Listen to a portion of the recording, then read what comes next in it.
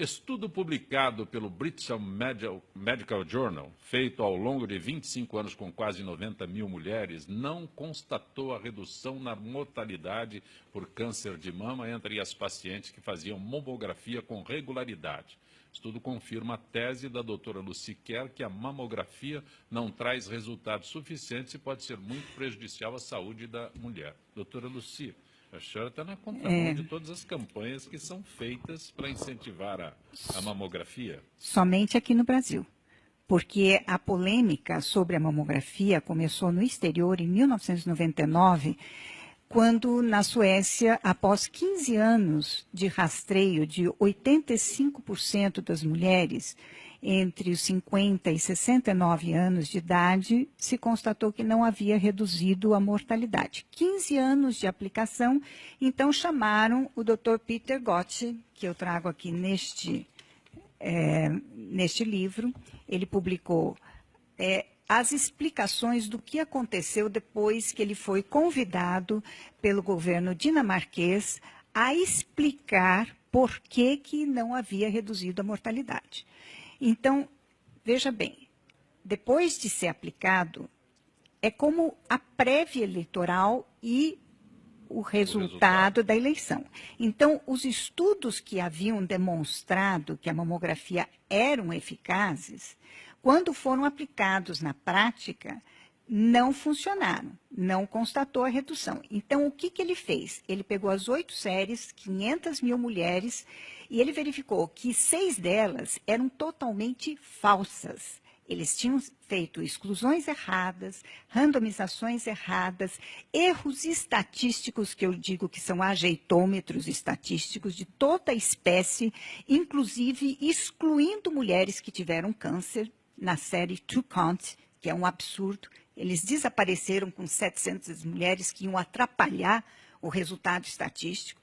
E então isso é fraude total, entendeu? E 2 estudos apenas foram consolidados. Um é o canadense, que naquela época tinha 10 anos e agora tem 25 anos, certo? E o outro, estudo do Malmo, que é um estudo menor. O mais importante foi o do canadense. Mas o que aconteceu? Foram se avolumando estudos populacionais, foram se avolumando outros estudos que foram feitos e que nenhum deles comprovava a redução da mortalidade por câncer de mama. E o Dr. Peter analisando, porque o Dr. Peter, é importante que se fale, ele é o chefe da Cochrane da Dinamarca. A Cochrane é uma instituição que é responsável por avaliar a qualidade dos trabalhos científicos, e ele é coautor das guidelines que determinaram quais são os princípios para avaliação das séries, os princípios para avaliação dos estudos observacionais. Ele, inclusive, está no processo de escrever manuais para se fazer séries e estudos observacionais confiáveis. E agora, o que ele constatou? Que não somente não reduzia a mortalidade, como ainda por cima tinha um efeito deletério, aumentava de 30% a 35% as mastectomias, porque eles faziam muito diagnóstico de carcinoma in situ, que de fato não é carcinoma. É um nome errado que tem gerado muitas confusões, porque ele se manifesta com microcalcificações nas 2 mamas, geralmente, e faz a biópsia, carcinoma in situ. Então vamos tirar. E tira-se geralmente as 2 mamas, em mulheres jovens. Eu estou uma paciente há 1 semana que fizeram essa barbaridade com ela no consultório. Entendeu? Tiraram as 2 mamas, os 2 mamilos, e ela não teve filhos, não casou e não amamentou. E não tinha câncer. Então, doutora, é uma coisa muito séria. Doutora Dalva, isso me assusta. É assustador. Né? Isso mostra um pouquinho os caminhos da pesquisa, não só no Brasil como no mundo. Né? Infelizmente, as pesquisas ainda têm um viés financeiro, mercadológico, e que não é uma questão assim, de assustar a população. Eu acho que esse é um trabalho magnífico. Eu acho que é muito importante a gente poder ter a capacidade de avaliar realmente o que a gente sabe e reavaliar o que a gente aprendeu. Né? No mundo, se a gente observar, várias coisas foram feitas e foram definidas por tentativas e erros. É a história dos vilões da saúde, ora o sal, ora o açúcar, né? E a cada vez que a gente faz um trabalho um pouco mais apurado, nós acabamos demonstrando a real eficiência de um ou de outro, ou o fato de alguma coisa ser deletério ou não. Eu acho que o mais importante, e amarrando com todas as questões, aí é a questão da automedicação, é a questão dos exames indicados indiscriminadamente. Eu acho que, infelizmente, com o aumento e a melhora da tecnologia, que é boa, que é benéfica, que fez a gente viver mais, hoje muito mais gente chega aos 100 anos. Por quê? Porque a tecnologia é utilizada de uma forma boa. Mas essa mesma tecnologia tira do médico a humanidade. É o tocar, é o olhar, é o aconselhar. Né? O médico está ficando muito tecnicista, muito voltado para exame. Eu tenho uma irmã ginecologista, e ela me conta que, às vezes, as pacientes falam, nossa, a senhora me examinou na primeira consulta.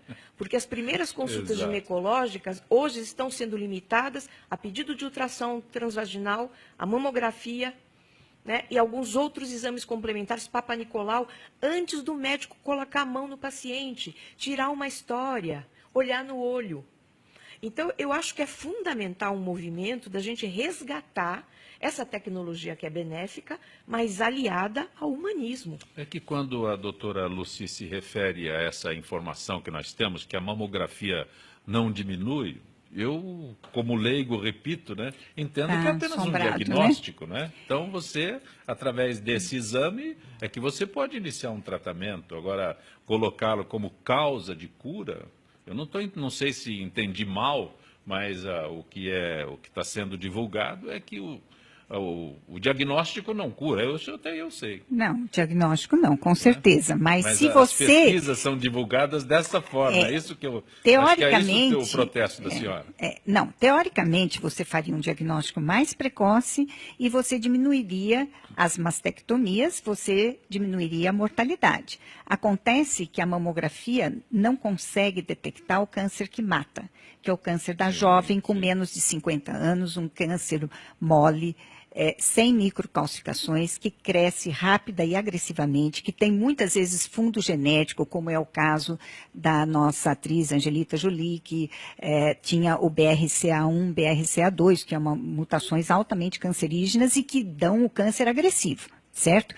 Esse câncer a mamografia não detecta e por isso que ela não reduz a mortalidade, apesar de que essas são uma menor porcentagem de pacientes que têm câncer de mama, é a maior porcentagem de óbito. E se não começarmos a rastrear pacientes com 25 anos, jamais nós vamos atingir o pessoal que realmente tem a maior mortalidade. Certo? Então, o mais importante que aconteceu este ano, é importantíssimo que todo mundo saiba, é que o Conselho Médico Suíço delegou um grupo de cientistas, há um ano atrás, em janeiro de 2013, uma avaliação de todos os estudos que tinham sobre a mamografia.